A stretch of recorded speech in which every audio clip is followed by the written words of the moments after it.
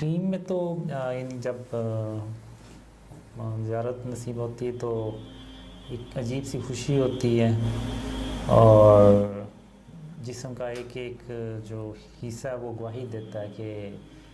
یہ خاتم النبیین حضرت محمد صلی اللہ علیہ وآلہ وسلم ہے، اور ان کے جسم مبارک سے ایک عجیب سی یعنی روشنی سی نکلتی ہے، نور سا،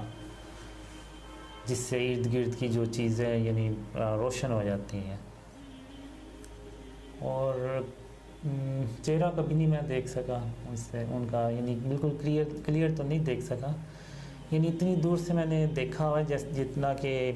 دور سے کوئی آ رہا ہو اور آپ پہچان جائیں کہ کون ہے، لیکن نقش واضح نہ ہو، تو اس طرح سے دیکھا ہے۔ کچھ ڈریمز میں آپ صلی اللہ علیہ وسلم کے یہاں تک نظر پڑی، پھر کچھ ڈریم میں یہاں سے نیچے تک، لیکن مکمل چہرہ جو ہے نا وہ ایک کلیئرلی نظر نہیں آیا، کبھی دیکھا نہیں، یعنی ان کی شان ایسی ہوتی ہے کہ وہ ہمت ہی نہیں پڑتی ان کی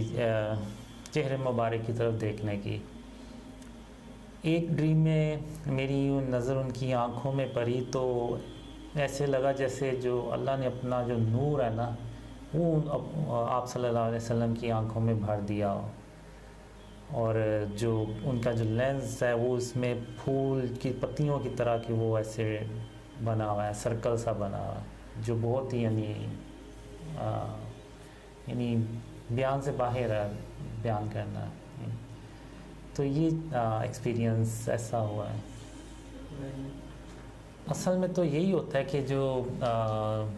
ٹیکنالوجی اسی کو ہی مسلمان یوز کرتے ہیں، اور ایون جو کیا کہتے ہیں کہ موویز اور اس طرح سے چیزیں جو وہ ہر جگہ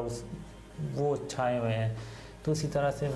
مسلمان اپنے وہ موویز اور ڈرامے بناتے ہیں، جیسے بی ارطغرل آپ نے دیکھا ہوگا، تو ٹیکنالوجی یوز کرتے ہیں۔ جنگوں میں بھی ہتھیار استعمال ہوتے ہیں، ایون اگر آپ دیکھیں تو غزوہ ہند اور ورلڈ وار 3 میں جس میں وہ ہے، وہ اس میں کالے رنگ کے جنگی جہاز اور جدید ٹیکنالوجی کے ہوتے ہیں وہ، اور ایسی ٹیکنالوجی ہوتی ہے کہ وہ امریکہ کے جو ملٹری انجینئرز ہیں وہ بھی سرپرائز، ان کو بھی سرپرائز ہوتا ہے کہ یہ ان کے پاس کہاں سے آ گئے ہیں اتنی جدید ٹیکنالوجی کے جہاز۔ تو یہ جو ٹیکنالوجی یہ چلتی رہتی ہے، اور اس کا جو آپ کہہ لیں اختتام ہے وہ ایک دجال سے جو ایک بھری جنگ ہوتی ہے مسلمانوں کی، اس میں جا کے ان ہتھیاروں کا خاتمہ ہوتا ہے، اور آپ کہہ لیں ٹیکنالوجی کا، کیونکہ جو اس کے بعد یاجوج ماجوج باہر نکلتے ہیں تو اس میں انسانوں کے پاس کوئی ایسا ہتھیار نہیں ہوتا جس سے کہ وہ یاجوج ماجوج کا مقابلہ کر سکیں، تو یہ ٹیکنالوجی چلتی ہے۔ ایون جب دجال آتا ہے تو ہمیں پتہ ہوتا ہے، تو ہم ایک خواب میں دیکھتا ہوں تو